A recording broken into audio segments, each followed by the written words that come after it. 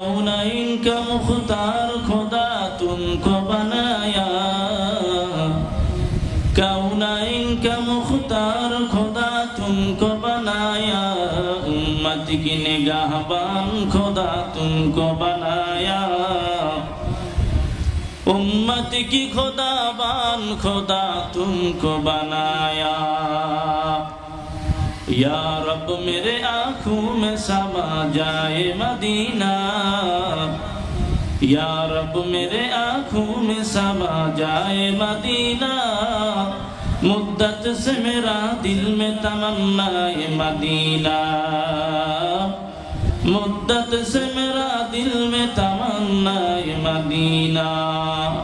हर रंग में तू, हर बू में तू, हर जान में तू, हर दम, हर रंग में तू, हर जू में तू, हर बू में तू, हर दम, देखता हूँ जदर चाहता हूँ अब की रहम मुकर्रम, देखता हूँ जदर चाहता हूँ अब की रहम मुकर्रम। सल्लल्लाहु तआला बिल हक़्क़ि बशीरन व नज़ीरा وداعيا إلى الله بإذنه وسراجا منيرا.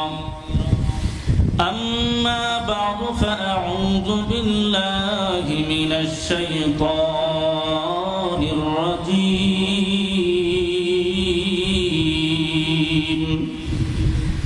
بسم الله الرحمن الرحيم. وقضى ربك ألا تعبدوا إلا إياه وبالوالدين إحسانا. وقال رسول الله صلى الله عليه وسلم الجنة تحت أقدام الأمهات، أو كما قال عليه الصلاة والسلام. وقال تعالى في شان حبيبه إن الله وملائكته يصلون على النبي يا أيها الذين آمنوا صلوا عليه وسلموا تسليما. সকলে মোহাব্বতে দুরূদ ইব্রাহিম পড়ি। আল্লাহুম্মা সাল্লি আলা মুহাম্মাদিন ওয়া আলা আলি মুহাম্মাদ কামা সাল্লাইতা আলা ইব্রাহিম ওয়া আলা আলি ইব্রাহিম ইন্নাকা হামিদুম মাজিদ। اللهم بارك على محمد وعلى آل محمد كما باركت على إبراهيم وعلى آل إبراهيم إنك حميد مجيد.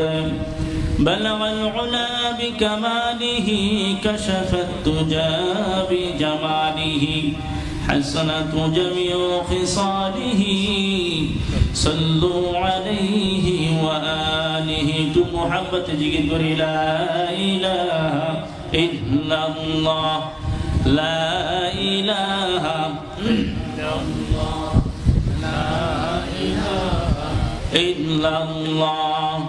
এই কালিমার দাওয়াত দিতে মার খেলেন তায়েফেতে, এই কালিমার দাওয়াত দিতে মার খেলেন তায়েফেতে, দাঁত ভাঙলেন বন্দী হলেন ঘর ছেড়ে গেলেন মদিনাতে।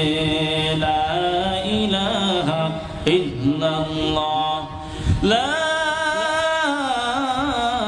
ইলাহা ইল্লাল্লাহ মুহাম্মাদুর রাসূলুল্লাহ। कौनैन का मुख्तार खुदा तुमको बनाया, कौनैन का मुख्तार खुदा तुमको बनाया, उम्मत की निगाहबान खुदा तुमको बनाया, उम्मत की खुदाबान खुदा तुमको बनाया। या रब मेरे आँखों में समा जाए मदीना, या रब मेरे आँखों में समा जाए मदीना। मुद्दत से मेरा दिल में तमन्ना है मदीना, मुद्दत से मेरा दिल में तमन्ना है मदीना। हर रंग में तू, हर बू में तू, हर जान में तू, हर दम, हर रंग में तू, हर जू में तू, हर बू में तू, हर दम। देखता हूँ जदर चाहता हूँ अब की रहम मुकर्रम, देखता हूँ जदर चाहता हूँ अब की रहम मुकर्रम। अल्लाह ताला बोलेन وقضى ربك ألا تعبدوا إلا إياه وبالوالدين إحسانا। আমার আল্লাহ রাব্বুল আলামিন বলেন, ও দুনিয়ার মুসলমান আল্লাহর গোলাম, আল্লাহর ইবাদতের পরে সবচেয়ে বেশি খেদমত করার উপযুক্ত কে? পিতা মাতা। কথা ঠিক নেবে ঠিক? পিতা মাতার খেদমত যদি করতে পারো তাহলে তো তুমি গেইনার হয়ে যাবা। এও কালেও শান্তি, পরকালেও শান্তি। পিতা মাতাকে যদি কষ্ট দাও, তুমি যদি মক্কা মদিনার ইমাম হও, তবু তোমার কোনো লাভ নাই। ঠিক না ভাই? ঠিক। আজকাল যুব সমাজ দেখা যায় বউ ভাইয়া বাপ মাকে ভুলা যায়, যায় কি না? এই ওয়াজ করলে যুবক ভাইরা কিছু লোক রাগ করবে, রাগ করলেও কিছু আসে যায় না। সম্মানিত হাজিরিন, বর্তমানে এইটাই বেশি হচ্ছে, পিতা মাতার খেদমত মোটে নাই। তো ঠিক না? বিপদ ওরকম হাসতেছে। খেদমতে মা দরফে দরকুন ইখতিয়ার, তাকে বাসি দরদ আলম বখতিয়ার। খেদমতে মা দরফে দরকুন সুবহ শাম, তাকে বাসি দরদ আলম নেকে নাম। পিতা মাতার খেদমত যদি করতে পারো, আল্লাহ রাব্বুল আলামিন ইহকাল তোমাকে সম্মানিত করবেন, পরকালেও সম্মানিত করবেন। পিতা মাতার খেদমত যদি করতে পারো, ইহকালেও সুনাম, পরকালেও সুনাম। ইহকালেও শান্তি, পরকালেও শান্তি। আল্লাহ নবী সাল্লাল্লাহু আলাইহি ওয়াসাল্লাম বলেন, আল জান্নাতু তাহতা আকদামিল উম্মাহাত, পিতা মাতার পায়ের নিচে সন্তানের বেহেশত। ঠিক নেবে ঠিক? সম্মানিত হাজিরিন, বাইতুল মুস্তামি একদিন এরকম হজ করার জন্য রওনা হয়েছে। হজ করার পরে আল্লাহ রাব্বুল আলামিনের কাছে বলতেছে, মালিক তুমি কি এই বছর কত লোক হজ করার জন্য আসছে? কয় 2 লক্ষ, 6 লক্ষের বেশি হজ করার জন্য আসছে। ও মালিক, আপনি কি সকলের হজ কি কবুল করেছেন কিনা? কয় সকলের হজ কবুল করছি, কিন্তু একজন ব্যক্তির হজ কবুল করি নাই। সেই ব্যক্তিকে? কয় দেখো, ও বাইতুল মুকাররমের সামনে পাশে একজন যুবক আছে, মুহাম্মদ বিন হারুন। নাম কি বললাম? মুহাম্মদ বিন হারুন। যখন এই বাইতুল মুস্তামি তার কাছে গেলেন, তার কাছে যাওয়ার সাথে সাথে দূর থেকে মুহাম্মদ বিন হারুন বলতেছে, কি গো, ও ভাই বাইতুল মুস্তামি, আপনি আমার কাছে কেন আসছেন? আমি জানি আপনি আমার কাছে কেন আসছেন, আমি বুঝে ফেলাইছি। বাইতুল মুস্তামি বলতেছে, কি ব্যাপার? আমি তার কাছে যাইতেছি, সেই লোকটা জানলো কিভাবে? একজন নিঃসন্দেহ আল্লাহর ওলি ছাড়া কেউ না। কথা ঠিক না?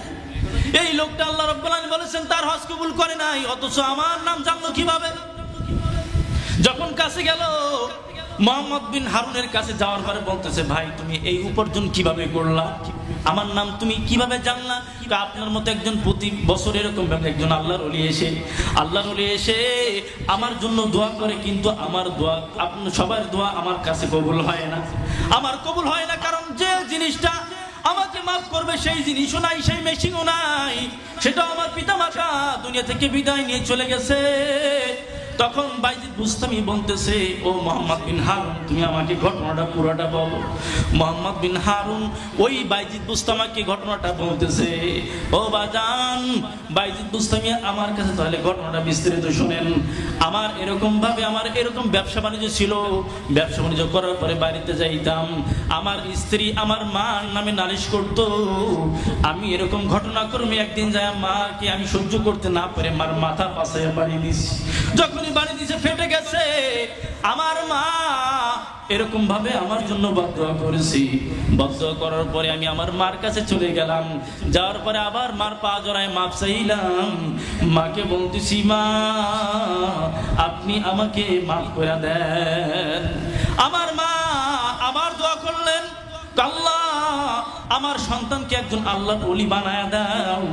এই দোয়াটাও কবুল হয়ে গেছে। এই জন্য আমি সবাই প্রতি বছর যে হজ করতে আসার পরে আমাকে যখন মানুষ দেখতে আসে, আমি বলতে পারি কে আমাকে দেখতে আসছে, একজন আল্লাহর ওলি কি না আমি বলতে পারি। এইটুকু অর্জন করেছি, কিন্তু আমি মাফ, আল্লাহ রাব্বুল আলামিন আমাকে মাফ করবে না। এবার বাইজিদ বুস্তামি বলতেছে, ওগো মালিক তুমি তো আমার দোয়া কবুল করো। ও মালিক আজকে দোয়া করতেছি, তুমি এইখানে লক্ষ লক্ষ হাজী সাহেব ওয়াজ করার জন্য আসছে। মালিক রে আমাকে তুমি এই দোয়াটা কবুল করো, মোহাম্মদ বিন হারুনের জীবনের গুনাহগুলো মাফ করে দাও। উপর থেকে হেলাম আইছে, মোহাম্মদ বিন বাইজিদ বুস্তামি তার কাছে হেলাম আইছে। আল্লাহ রাব্বুল আলামিন বলতেছে, ও বাইজিদ তোমার দোয়া আমি কি করি না, ফিরাই না।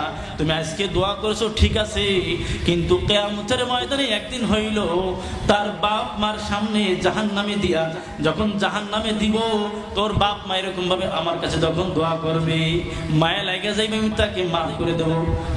কথা বুঝেন নাই? এই যখন করছে সাথে সাথে মোহাম্মদ বিন হারুনের গুনাহ মাফ করে দিছে। সম্মানিত হাজিরিন, যে কথা বলছিলাম, মায়ের দোয়া নাও, মায়ের দোয়া লৌহে মুমিন, মায়ের দোয়া নাও, মায়ের দোয়া লৌহে মুমিন, মায়ের দোয়া নাও।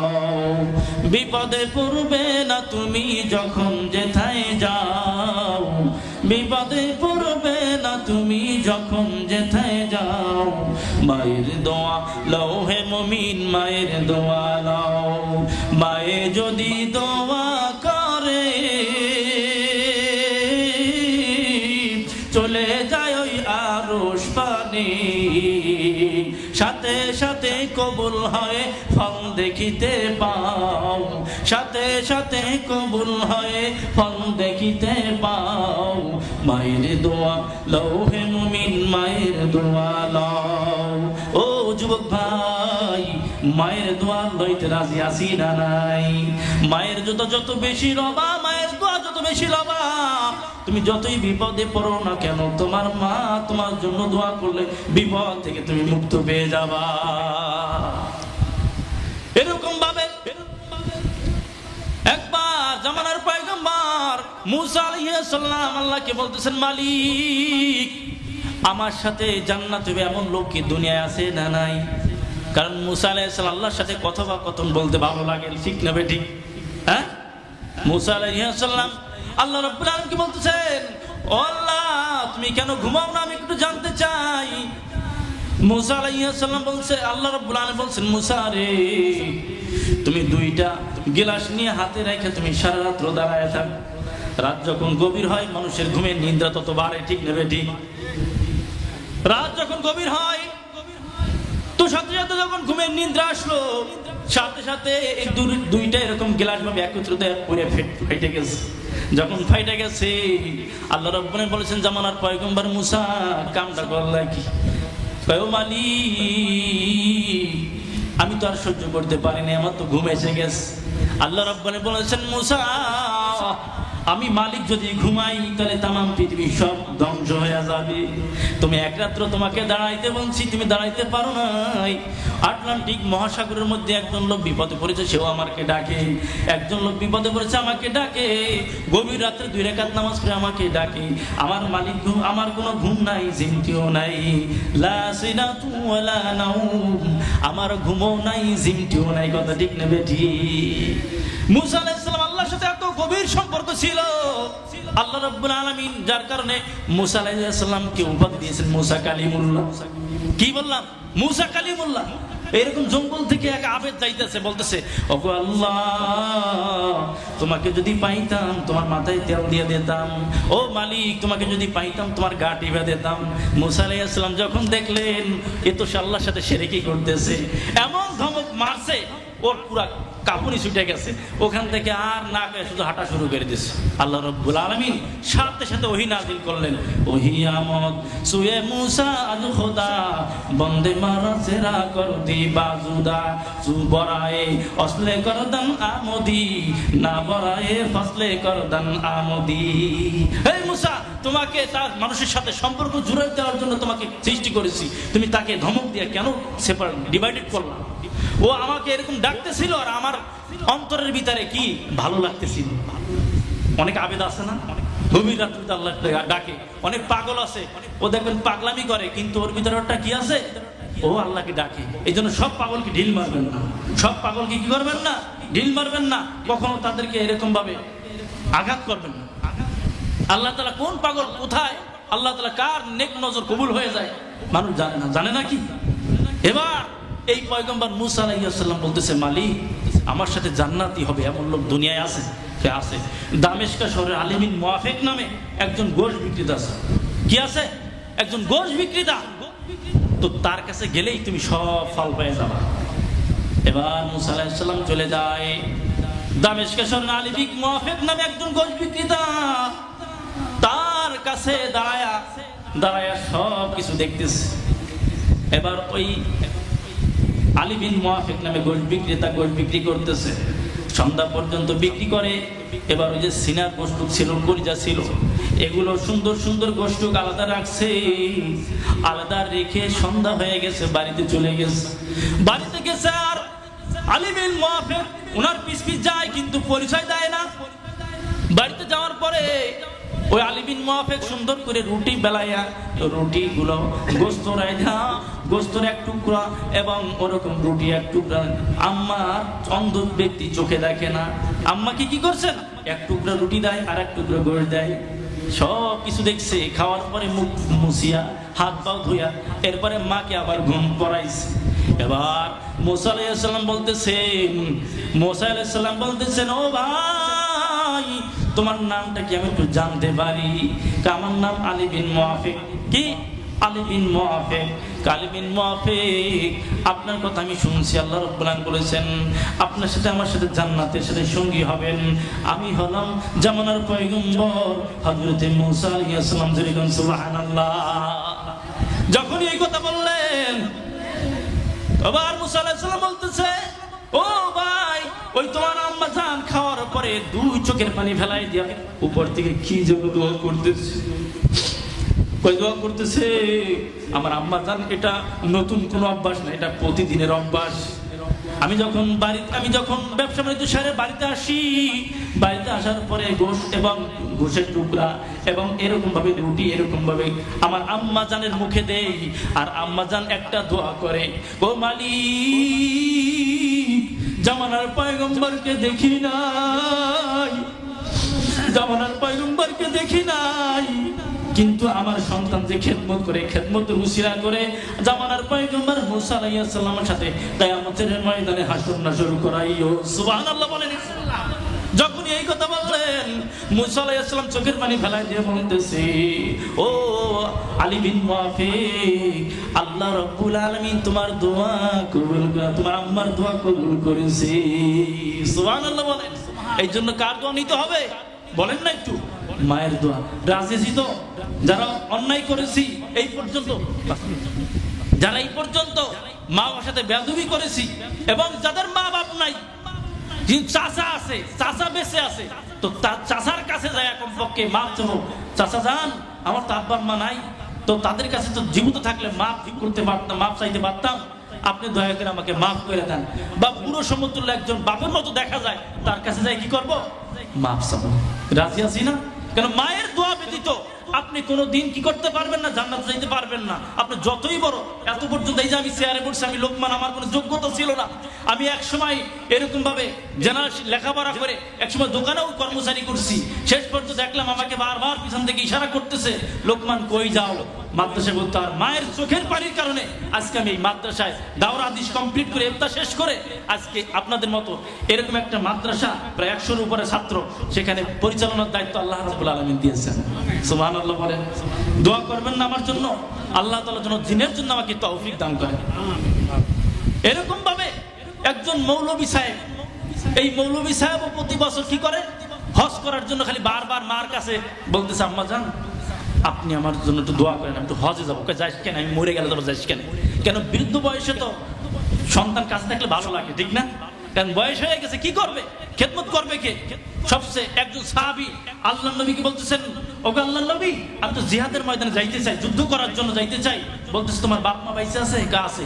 একটা অজুহাত পেশ করে আমাকে বাধা দেন, এই বছর যাইতে পারবো না, আগামী বছর যাও, যে বছর আপনার কথা আমি শুনবো না, আমি চলে যাবই। এই যখন এই কথা বলছে, সন্তান যখন বাড়ি থেকে রওনা দিছে, ওদিকে সব মা দুই চোখের পানি ফেলাই দিয়ে বলতেছে, আল্লাহ আমার সন্তান আমার কথা না শুনে চলে যাইতেছে, তুমি তার থেকে তোমার রহমত উঠায় নাও। এই বদদোয়াটা দিছে। যখন বদদোয়া দিছে, কেমন কাজ হয়েছে দেখেন। এবার ওই মৌলভী সাহেব সোজা রওনা করছে। যাইতে যাইতে, আগের যেমন তো বিমান এরকম ছিল না, আগের যেমন হাইটা পায়ে হাইটা জাহাজে যাইতো নাকি, তো হাঁটতে হাঁটতে সন্ধ্যা হয়ে গেছে, রাত হয়ে গেছে, এক মসজিদে ঢুকলো। যখন মসজিদে ঢুকছে, এলাকায় একটা হট্টগোল দেখা দিল। একজন চোর এলাকা থেকে চুরি কইরা, চুরির মাল নিয়ে যখন দৌড় মারবে, লোকজন তো সব জড়ো হয়ে গেছে ধরার জন্য। শেষ পর্যন্ত দেখা যায় এই চোর ওই মসজিদের ভিতরে ঢুকছে, যে মৌলভী সাহেব নামাজ পড়ার জন্য ঢুকছে, ওই মসজিদে ঢুকছে। এবার যখন মৌলভী সাহেব নামাজ পড়ে, আর ওই চোর পিছন থেকে মসজিদের ভিতরে এরকম ভাবে ঢুকে গেল চোরের মাল নিয়ে। ওই মৌলভী সাহেবের পাশে ওই চোরের মাল রেখে, সামনে একটা ইমাম সাহেবের বাম পাশে দরজা থাকে না, এই মেহরাবের ভিতরে বাম পাশে একটা দরজা থাকে না, ওখান থেকে চোর সুন্দর করে বেরিয়ে চলে গেছে। এবার গ্রামের লোকজন তাড়া করছে, গ্রামের লোকজন এসে বলতেছে, চোরের মাল চুরি করে তুমি চুরি করে এসে এখানে তুমি এখানে নামাজ পড়তেছো, সাধু সাধু সাজতেছো, সাধুগিরি তোমার ছুটাইয়া দেবো। সকাল হয়ে গেছে, সবাই ব্যারিকেড দিয়ে আটকে দিচ্ছে, এখন কিছু বলবো না, সকাল হলে কাজী সাহেবের কাছে নিয়ে যাবো। তো যখন সকাল হয়ে গেছে, তাকে এমন আচ্ছা মারি দিচ্ছে, গণধোলাই দেওয়ার পরে এবার কাজী সাহেবের কাছে নিয়ে গেছে। কাজী সাহেব বিচার করছে, চুরি করার জন্য তার হাত কেটে দাও, এবং এই চুরির মাল মসজিদে ঢোকার কারণে তার ঠ্যাং কেটে দাও, তার চোখ দুইটা খুলে ফেলাও। এইগুলো বলার পরে এবার কাজী সাহেব বলতেছে, হাত দুখানা বের করে পুরো সব ঘুরা আর বলো, চুরি করার কারণে এই শাস্তি হয়েছে। যখন চুরি করার কারণে এই শাস্তি হয়েছে, এই ঘটনা যখন বলল, এবার ওই যে মৌলভী সাহেব এবার বলতেছে, ভাই এ কথা বলে না, বরঞ্চ বলো মা বাবার অবাধ্য যদি কেউ হয় তাহলে এরকম শাস্তি হয়, চুরি করার কারণে এরকম হয় না। কথা ঠিক নেবে জি? সম্মানিত হাজিরিন, এই জন্য পিতামাতার দোয়া নিতে রাজি আছি তো ইনশাল্লাহ। যে কথাগুলো বললাম, আল্লাহ তাআলা